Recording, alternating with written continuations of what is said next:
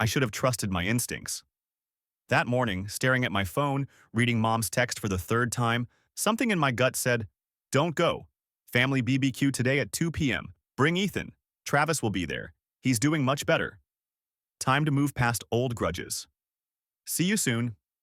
Travis, my older brother. The one with a rap sheet that included 2 DUIs, multiple bar fights, and a restraining order from his ex-girlfriend. But according to our parents, he was going through a rough time and really turning things around. I'd heard that before. "Mom, I don't think this is a good idea," I'd said on the phone the night before. "Lauren, he's your brother, and Ethan should know his uncle. Ethan's 9, and Travis has anger issues. Had. Past tense. He's been going to therapy. For how long? 3 months. He's making real progress. Your father and I have seen the change. 3 months of therapy didn't erase 35 years of explosive temper. But I was tired of fighting. Tired of being called too sensitive and unforgiving. So against every instinct screaming at me, I loaded Ethan into the car and drove to my parents' house. "Are we going to see Grandma and Grandpa?" Ethan asked from the back seat, swinging his legs. "Yeah, buddy." "Is Uncle Travis going to be there?" My hands tightened on the steering wheel. "Yeah." "I don't really like Uncle Travis." "Why not?" "He's scary. He yells a lot." Out of the mouths of children. "We won't stay long, okay? Just a quick visit." "Okay, Mom." We pulled up to my parents' house at 2:15. Cars already filled the driveway.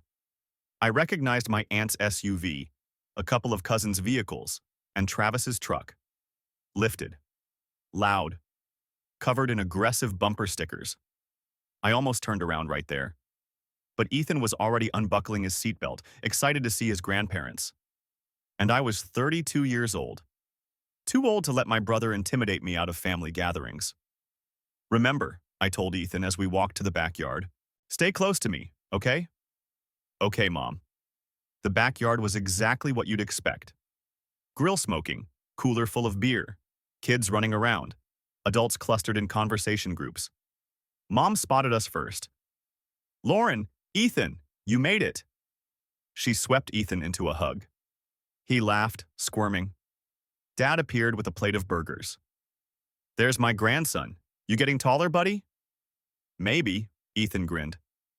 "Go play with your cousins," Mom said, shooing him toward the kids. "We'll eat soon." Ethan ran off.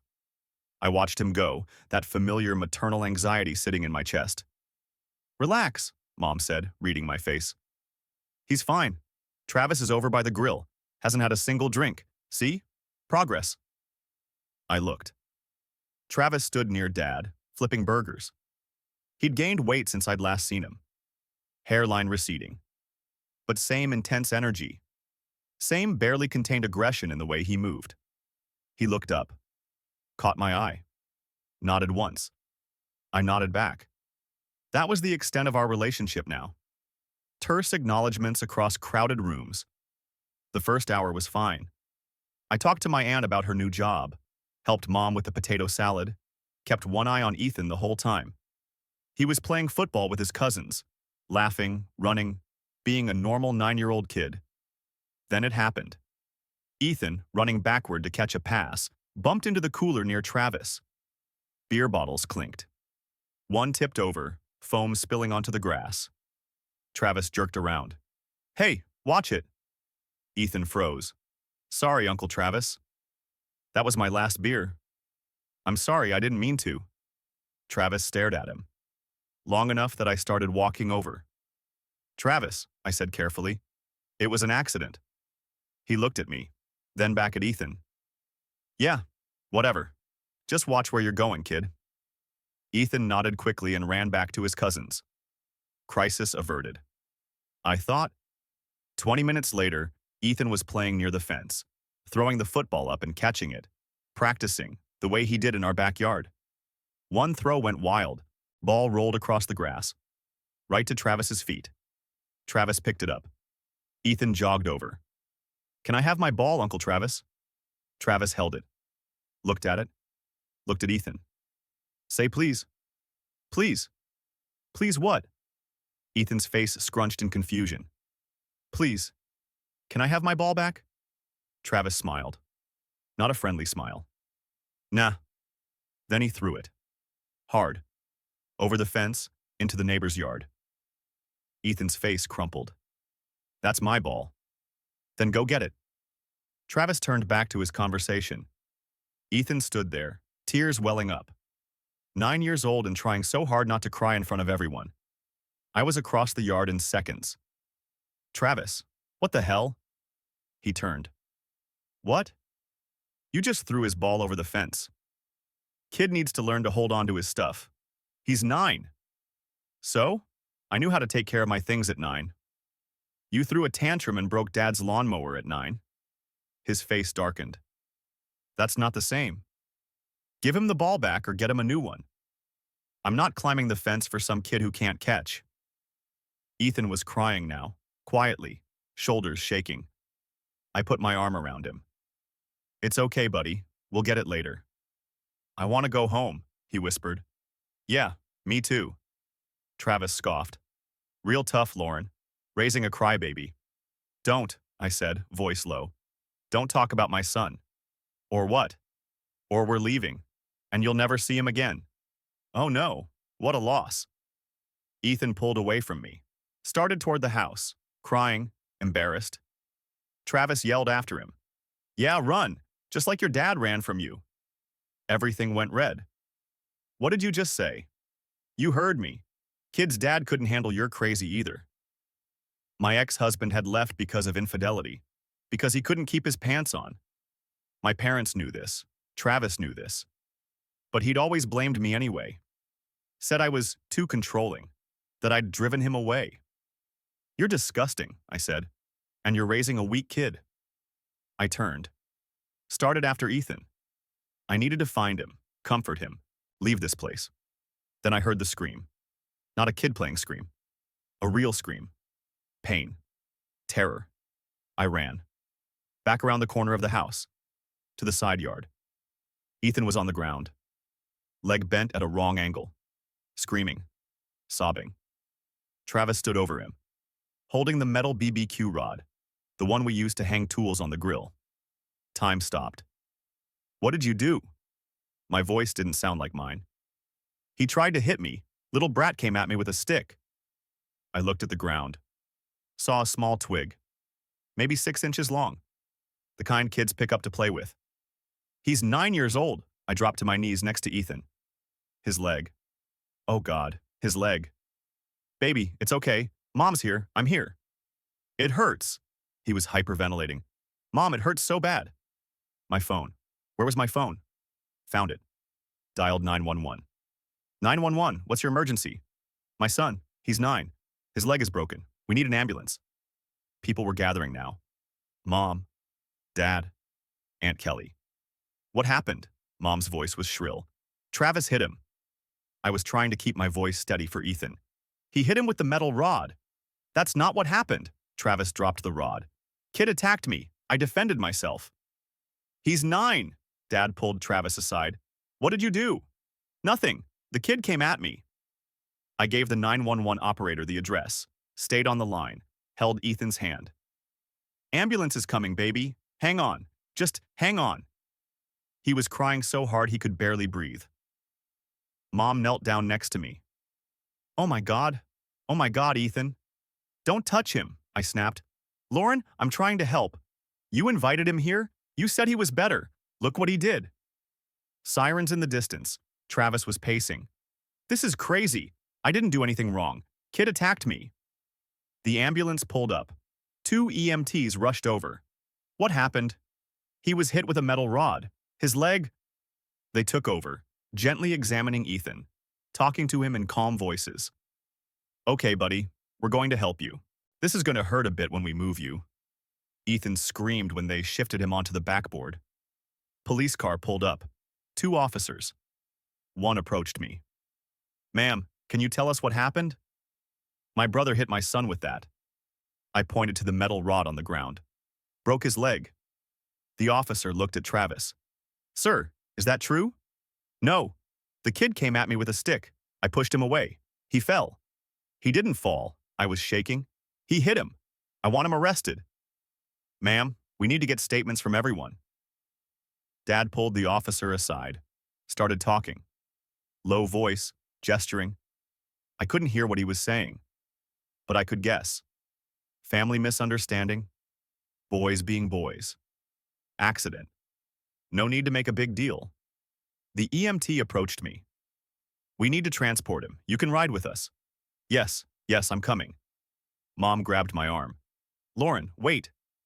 Let's talk about this. Get off me. Travis didn't mean, your son broke my son's leg, and you're defending him. We're not defending anyone, but calling the police? Really? I stared at her. Yes, really. He's your brother. And Ethan is my son. The officer came back. Ma'am, we're taking statements. We'll need you to come to the station after the hospital. Fine, whatever. I'm going with my son. I climbed into the ambulance. They closed the doors. Through the window, I saw my family, standing there. Travis talking animatedly to the police. Dad's hand on his shoulder. Mom wringing her hands. And I knew. I knew right then that they would choose him. They always did. The ambulance pulled away, Ethan's hand in mine, his face pale, tears streaming. Mom, why did Uncle Travis hurt me? I didn't have an answer, not one that made sense. I don't know, baby, but he's never going to hurt you again. I promise. I meant it, even if I had to burn every bridge in my family to keep that promise. I meant it. The surgery took 4 hours. 4 hours of sitting in a waiting room that smelled like disinfectant and fear, fluorescent lights buzzing overhead, coffee that tasted like cardboard. The surgeon came out at 11 p.m., still in scrubs. Tired eyes. Ms. Parker? I jumped up. Yes, how is he? The surgery went well. Clean break of the tibia. We inserted a metal rod to stabilize it. He'll need physical therapy, but he should make a full recovery. Can I see him? He's in recovery now, another hour or so. But yes, you can see him soon. Thank you so much. The surgeon hesitated. I need to ask. The injury report. The way the bone broke. That wasn't from a fall. No, it wasn't. I'm required by law to report suspected child abuse. Good, please do. I've already filed a police report. He nodded. Someone from CPS will likely contact you. I understand. After he left, I sat back down, pulled out my phone. 17 missed calls, 8 from Mom, 6 from Dad, 3 from numbers I didn't recognize, 1 voicemail from Mom. Lauren, please call us back. We need to talk about this. Travis feels terrible. It was an accident.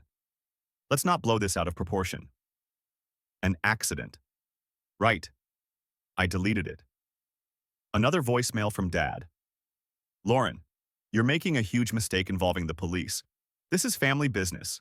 Handle it privately. Call me. I deleted that too. Then I called someone I trusted. My friend Jessica. We'd met in a divorce support group 2 years ago. She was a paralegal at a family law firm. She answered on the second ring.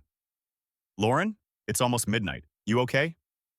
No, I need help. Legal help. What happened? I told her everything. The BBQ, Travis, Ethan's leg, the police, the way my parents defended him. Jesus Christ, she said when I finished. Is Ethan okay? He will be, physically, emotionally. I don't know. What do you need? I need to make sure Travis never gets near him again. And I need to make sure my parents don't either. Not if they're going to keep defending him. You want to cut off grandparents' rights? Can I do that?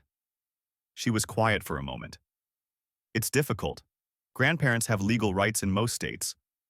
But given what happened, maybe. Let me talk to my boss, Patricia Chen. She specializes in family law, high conflict cases. Thank you. Get some rest if you can. I'll call you tomorrow. I couldn't rest, sat in that waiting room until they let me see Ethan. He was asleep, small in the hospital bed, leg in a cast from hip to ankle, metal rod visible in the x-rays on the light board. I pulled a chair next to his bed, held his hand, and cried quietly so I wouldn't wake him. My phone buzzed. Text from Mom. Where are you? We came to the hospital, but they won't tell us what room. Good. I'd specifically told the nurses. No visitors except me. We want to see Ethan. He's our grandson. I typed back, he's sleeping. You can't see him. Lauren, don't be ridiculous. You chose Travis. Now live with that choice. We didn't choose anyone. We're trying to keep this family together. By defending the man who broke my son's leg? That's your idea of family? She didn't respond after that. Morning came. Ethan woke up groggy, confused. Mom? I'm here, baby. My leg hurts. I know. The doctors gave you medicine. It'll help. He looked at the cast, touched it carefully. Did Uncle Travis really break my leg? Yeah, he did. Why? I don't know. But he's never going to hurt you again, I promise. Is he in trouble? Yes. The police are handling it. Are Grandma and Grandpa mad at me? My heart broke. No, baby. They're not mad at you. You didn't do anything wrong. Then why didn't they come see me? Because I told them not to, not right now. He nodded slowly. Because they were on Uncle Travis's side. 9 years old, and he already understood. Yeah, because of that. Okay, Jessica called later that morning. Patricia can see you today at 3 p.m. Can you make it? I'll make it. Patricia Chen's office was in a converted house downtown. Professional, but warm. Bookshelves full of legal texts, photos of her family on the desk. She was mid-50s, sharp eyes, kind smile. Lauren. Jessica told me what happened. I'm so sorry. Thank you. Tell me everything, from the beginning. Don't leave anything out. I did. The whole story. Travis's history, my parents' enabling, the BBQ, the injury, the aftermath. She took notes, asked questions. Her expression got progressively more serious. Do you have the police report? Not yet. They said it'll take a few days. What about hospital records? The surgeon said he filed a report with CPS. Good, that helps. She leaned back. Here's the situation. Terminating grandparents' rights is very difficult. Courts generally favor maintaining family relationships. Even when they enable abusers? Even then. You'll need to prove that continued contact is harmful to Ethan, physically or emotionally. They defended the man who broke his leg. I know, and we'll use that. But judges are hesitant to completely sever grandparent relationships. They'll push for supervised visitation instead. I don't want them near him, not if they're still in contact with Travis. Are they? I assume so. Travis is living in their basement. Patricia's eyebrows rose. He lives with them? Has for 6 months, since his girlfriend kicked him out. She made a note. That's significant. Ongoing contact with the person who harmed Ethan. So what do? We file a petition to terminate grandparents' visitation rights. Cite failure to protect, enabling of abuser, and potential ongoing danger. We gather evidence, medical records, police reports, CPS findings, witness statements. Will it work? Honestly, it's maybe 50-50, but given the circumstances, we have a shot. Then let's do it. We filed the petition 3 days later. The backlash was immediate. Dad called. You did what? I filed to terminate your visitation rights with Ethan. You can't do that. I can, and I did. We're his grandparents. We have rights. You had responsibilities. You failed. This is insane. Over one incident? One incident where you defended the person who broke your grandson's leg. Travis made a mistake, and you're making one now by continuing to defend him. He hung up on me. Mom tried next, crying. Lauren, please, don't do this. We love Ethan. Then you should have protected him. We didn't know Travis would. Yes, you did. He's been violent his whole life. You just chose to ignore it. We're taking you to court. We'll fight this. Good luck. They hired a lawyer, expensive one, Robert Brennan, known for high-conflict family cases. He sent a letter, full of legal jargon, essentially saying, drop the petition or we'll destroy you in court. Patricia wasn't impressed. Standard intimidation tactic, ignore it. The extended family got involved. Aunt Kelly called. Lauren, how can you do this to your parents? They did it to themselves. It was an accident.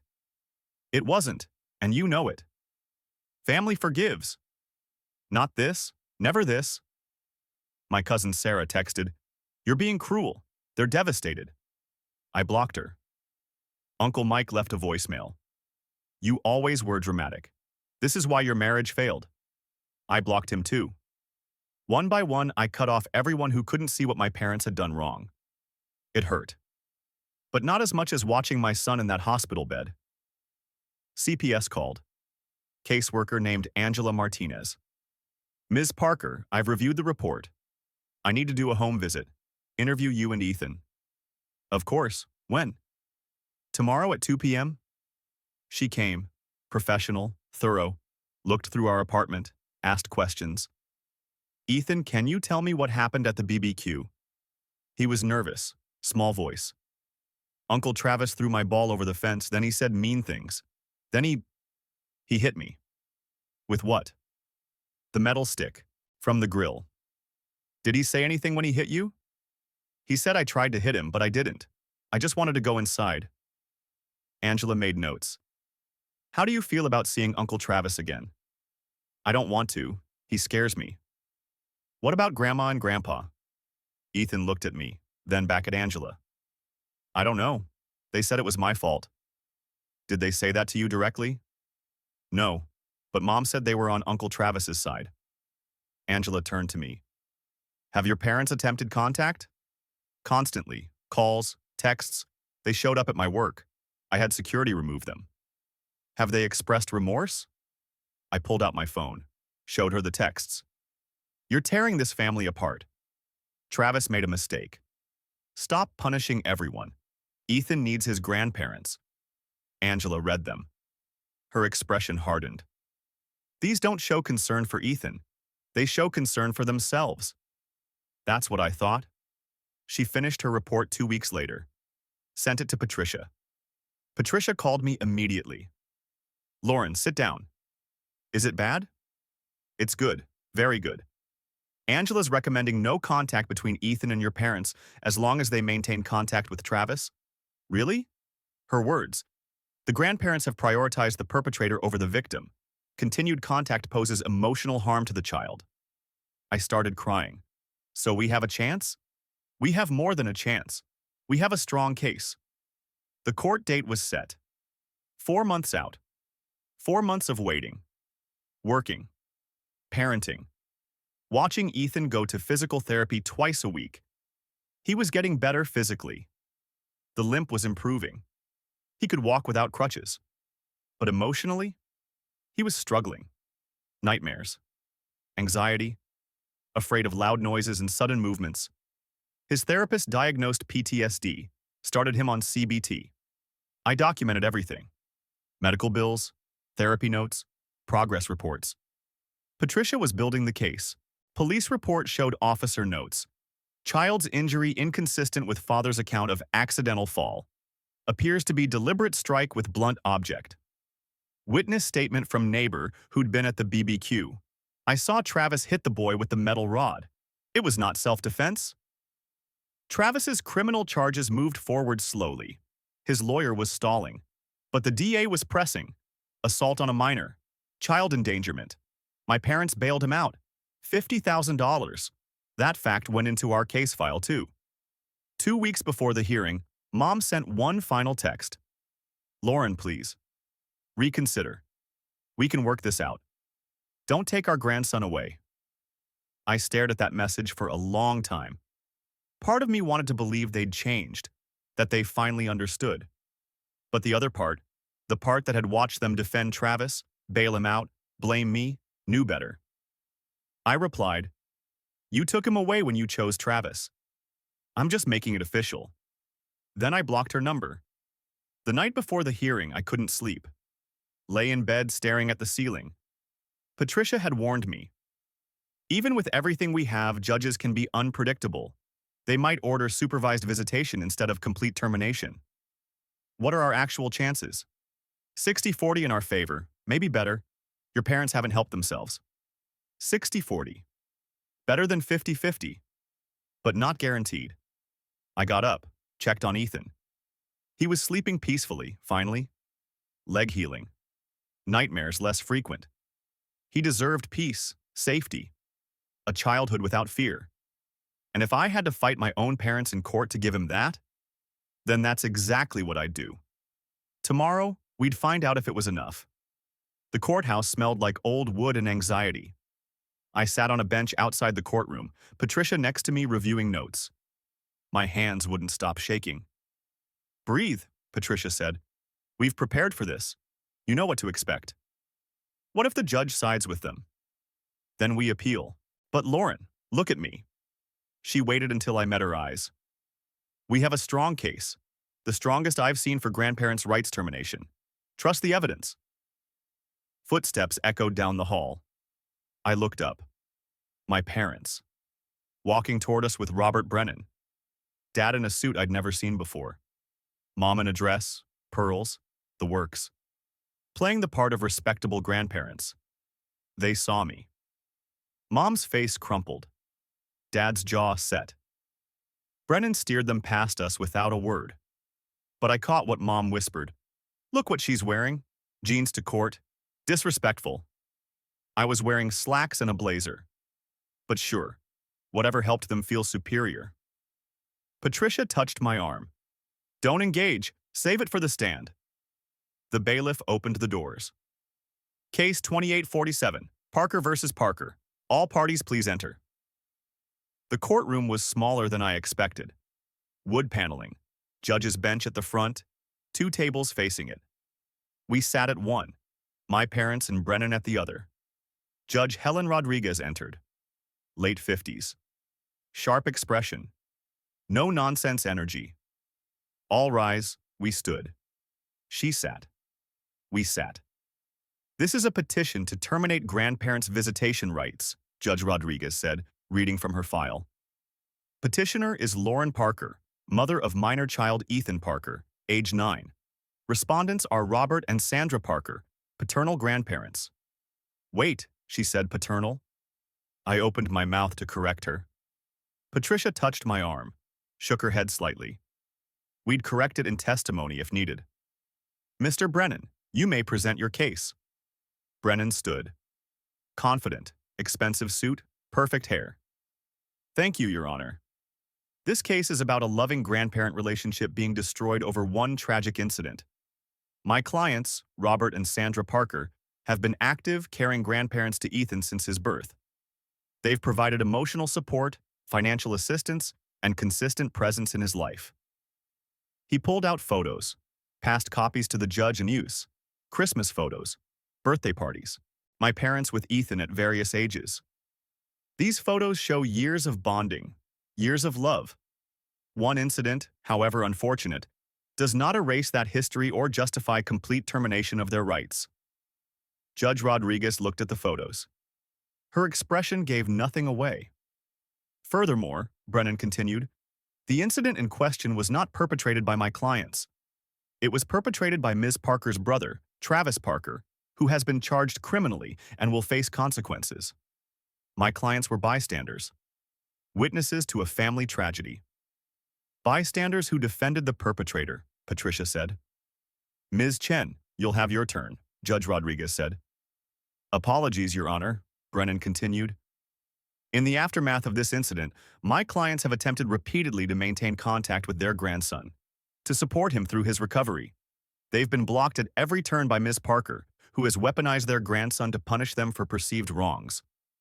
I gripped the edge of the table. Patricia put her hand over mine. "I'd like to call Robert Parker to the stand." Dad stood, walked to the witness box, sworn in. "Mr. Parker, how long have you been a part of Ethan's life?" "Since he was born, 9 years." "Describe your relationship with him." "We're very close. I taught him to ride a bike. We go fishing. He calls me every week." Dad's voice wavered. "Or he did. Before all this." "What happened at the BBQ on June 15th? "There was an altercation between my son Travis and my grandson Ethan. It escalated. Ethan got hurt." "Did you witness the injury?" "Not directly, I heard shouting. By the time I got there, Ethan was on the ground. What did you do? Called 911, tried to help. Lauren was there. She was upset. Understandably. Did you ever intend for Ethan to be harmed? Of course not. I love that boy. Patricia stood. Objection. Leading. Sustained. Mr. Brennan, rephrase. How do you feel about your grandson? I love him. He's my world. Brennan nodded. No further questions. Patricia approached. Mr. Parker, you said you didn't witness the injury directly. Correct. But you spoke with your son Travis immediately after, correct? Yes. What did he tell you? That Ethan came at him with a stick. That he defended himself. Did you believe him? Dad hesitated. Yes. Even though Ethan is 9 years old and Travis is 35? Travis felt threatened. By a 9-year-old child? Objection, Brennan said. Argumentative. I'll allow it, Judge Rodriguez said. Answer the question, Mr. Parker. Dad shifted. I don't know what Travis felt. I wasn't there. But you believed his version of events over your daughter's? Lauren was emotional, understandably, but not seeing clearly. Patricia pulled out her phone. Your Honor, I'd like to enter into evidence text messages from Mr. Parker to Ms. Parker. She handed copies to the judge and Brennan. Read one aloud. Text from Robert Parker, June 16th, 9:47 p.m.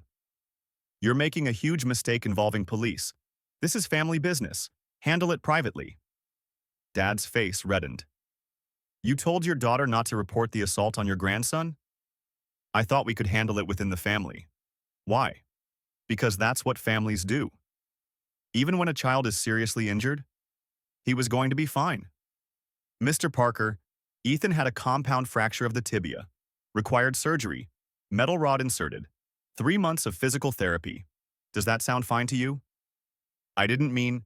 Another text. June 20th. Stop punishing everyone.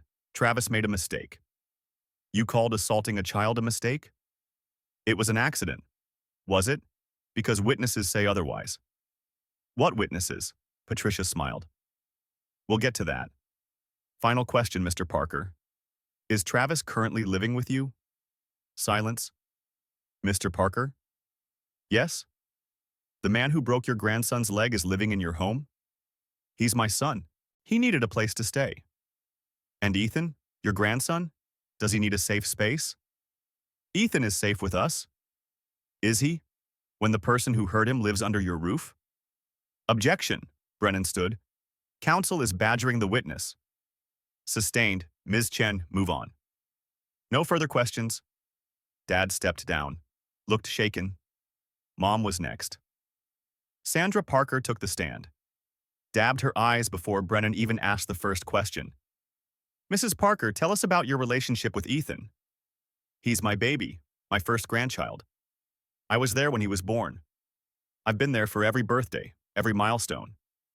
What happened on June 15th? It was supposed to be a nice family day. Then, everything went wrong. Ethan got hurt. It was horrible. Did you intend for him to be harmed? Never. I would never. How have the last 4 months been for you? Mom started crying. Devastating. I miss him so much. I just want to see my grandson. To hug him. Tell him I love him. No further questions. Patricia stood. Mrs. Parker, you said you were at the BBQ when Ethan was injured. Yes? Did you see what happened? Some of it. Did you see Travis strike Ethan with the metal rod? Long pause. It happened so fast. That's not what I asked. Did you see it? Yes or no? Yes. And what did you do? I didn't know what to do. It was chaos. Did you check on Ethan? Eventually. Eventually? Your grandson was screaming with a broken leg and you eventually checked on him? I was in shock. More in shock than the 9-year-old child? That's not fair. Patricia pulled out more texts. Text from Sandra Parker to Lauren Parker, June 18th. If you'd raised Ethan better, this wouldn't have happened. The courtroom went silent. You blamed the victim, Patricia said quietly. I didn't mean it like that. How did you mean it? I was upset, confused. Another text. June 25th. Ethan probably provoked Travis. These things happen. Do you stand by that statement? No, I was wrong. Were you? Because Travis is still living with you. He's our son. And Ethan is your grandson. Why does Travis get your protection and Ethan doesn't? Mom broke down crying. I love them both. If you love Ethan, why haven't you asked to see him, to check how he's doing? Lauren won't let us. Your texts to Lauren, all 17 of them in the last 4 months. How many asked about Ethan's recovery? Silence. I'll answer, 0.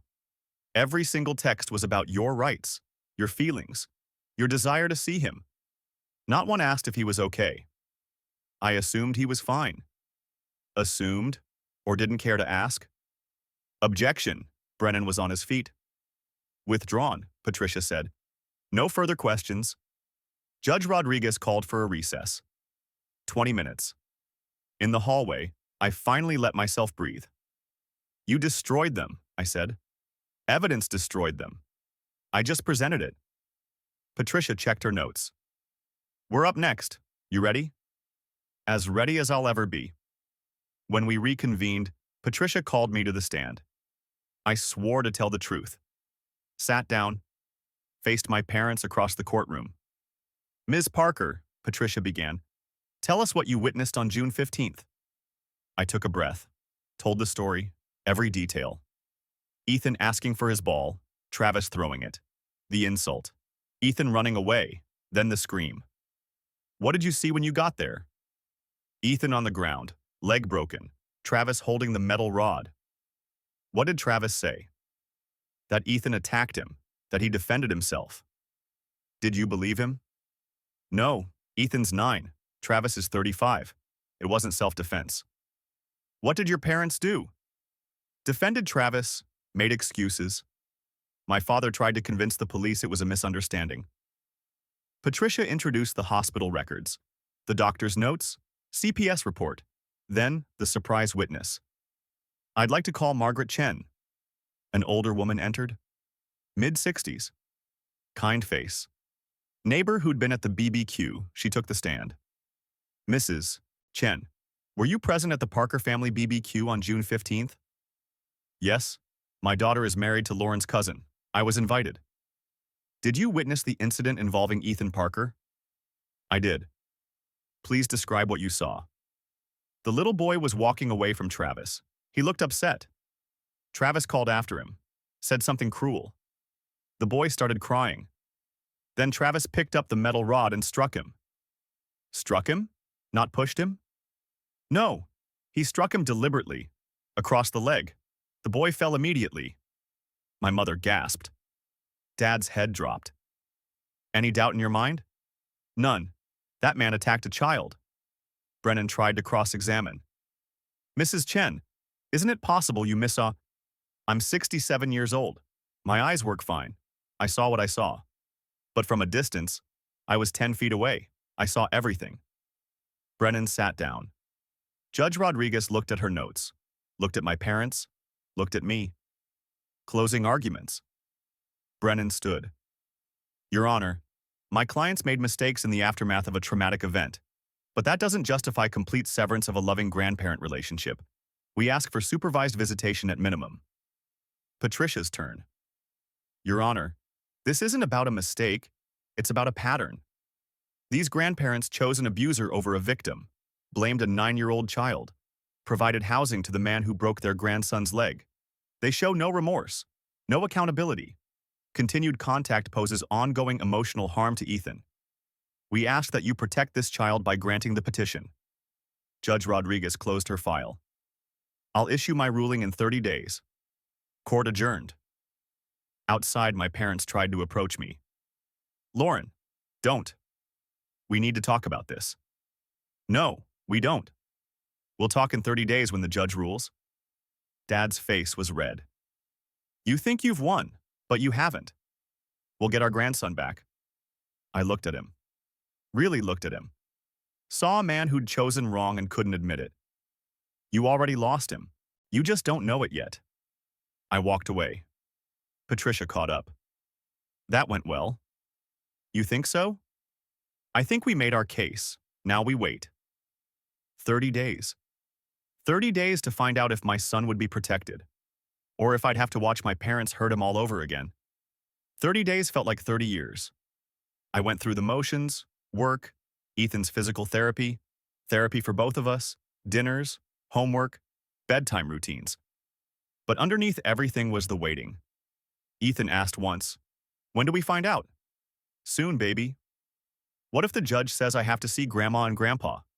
Then I'll appeal and keep fighting. What if you can't win? I knelt down, looked him in the eye. Then I'll make sure you're never alone with them. I'll protect you. Always. He hugged me. I know, Mom. Travis's criminal trial got a date. 6 months out. His lawyer was still stalling, but the DA assured me, we have witnesses, medical evidence. He's going down. Small comfort. But something. Patricia called on day 28. Rulings in. Court date set for tomorrow, 10 a.m. My stomach dropped. That's it? That's it? Whatever happens tomorrow, we gave it everything. I know. Thank you. That night, I couldn't sleep. Played every scenario in my head. Best case, full termination. My parents never see Ethan again. Worst case, supervised visitation. Having to watch them around him. Waiting for them to poison him against me. Middle ground, some kind of conditional arrangement. Therapy, monitored contact. I didn't know which would happen. Only knew I'd fight whatever ruling I didn't like. Morning came. Jessica offered to watch Ethan. You sure you don't want me there? She asked. No, this is something I need to do alone. I arrived early. Patricia was already there. How are you feeling? Terrified. That's normal. My parents arrived 10 minutes later. They looked older, tired. Dad's face was drawn. Mom's makeup couldn't hide the dark circles. Part of me felt bad. The other part remembered Ethan screaming on the ground. The bailiff opened the doors. All parties for Parker versus Parker. We filed in. Same courtroom, same setup. Judge Rodriguez entered. We stood. Sat. She had a thick folder in front of her. Our case file. I've reviewed all evidence submitted, she began. Testimony from the hearing, medical records, CPS reports, police statements, text messages, and I've given this case significant consideration. My heart was pounding so hard I could barely hear. Grandparents' rights cases are always difficult. The law recognizes that grandparents play important roles in children's lives. Courts are hesitant to sever those relationships. My mother's hand went to her chest, hope blooming. However, Judge Rodriguez continued, a child's safety and well-being must be paramount. This case presents clear evidence of harm. Mom's face fell. On June 15th, 9-year-old Ethan Parker suffered a serious injury at a family gathering. Medical evidence confirms the injury was not accidental. Witness testimony confirms the child was deliberately struck by his uncle, Travis Parker. She looked at my parents. The respondents, Robert and Sandra Parker, were present. They witnessed the aftermath, and their response was not to protect the child, but to defend the perpetrator. Dad started to speak. Judge Rodriguez held up her hand. I've read the text messages, the attempts to discourage police involvement, the blame placed on a 9-year-old child. Most concerning, Travis Parker continues to reside with the respondents. This demonstrates ongoing prioritization of the perpetrator over the victim. Your Honor, Brennan stood. My clients have expressed, sit down, Mr. Brennan, I'm not finished. He sat. I've also reviewed the CPS report. The finding is clear. Continued contact between Ethan Parker and his grandparents poses emotional harm, particularly as long as they maintain contact with his assailant. Judge Rodriguez closed the folder. This court finds that the petitioner has met her burden of proof. The respondents have demonstrated an inability or unwillingness to protect the minor child from harm. My mother started crying. Therefore, the petition to terminate grandparents' visitation rights is granted. I couldn't breathe. Effective immediately, Robert and Sandra Parker are prohibited from contact with Ethan Parker. This includes in-person, telephone, electronic, or third-party contact. Your Honor, Dad stood. Please, Mr. Parker, sit down. This is our grandson. You can't. I can and I have. The order is final. Violation will result in contempt charges and possible arrest. Brennan pulled Dad back into his chair. Judge Rodriguez continued. This ruling may be reviewed after 2 years if the respondents can demonstrate significant change. Specifically, they must terminate contact with Travis Parker, complete family therapy, and show genuine accountability for their actions. She looked at me. Ms. Parker, do you understand the order? I stood, voice shaking. Yes, Your Honor. You'll receive written documentation within 3 days. This court is adjourned. The gavel banged. Patricia grabbed my arm. We won. We won? Complete termination. That almost never happens. Lauren, you won. I started crying. Relief, grief, victory all mixed together. Across the courtroom, my mother was sobbing. Dad sat frozen. Brennan was packing his briefcase, looking grim. They stood. Started toward me. Lauren, Mom's voice was broken. Don't. Patricia stepped between us. The judge's order is in effect. You need to leave. She's our daughter. And she has a restraining order being filed against contact with her son. I suggest you go. Security appeared. Folks, time to move along. My parents left. Mom looking back. Dad's shoulders slumped. I watched them go. Felt something break and heal simultaneously. Outside the courthouse, I called Jessica. How'd it go? We won. Complete termination. Oh my God. Lauren, that's incredible. Can I talk to Ethan? Of course. His voice came on. Mom? Hey, baby. What happened? The judge said Grandma and Grandpa can't see you anymore. Not unless they make big changes. Silence. Then, is that okay? Yeah, baby, that's okay. You're safe now. Good. Can we get pizza for dinner? I laughed through tears. Yeah, we can get pizza. With extra cheese? With extra cheese. 3 months later, Travis was convicted. 18 months in jail. 3 years probation. Court-ordered anger management. My parents attended every day of his trial, sat in the front row, supporting him. Ethan and I didn't go, didn't need to. The conviction was enough. 6 months after the ruling, I got a letter. From my mother. Handwritten.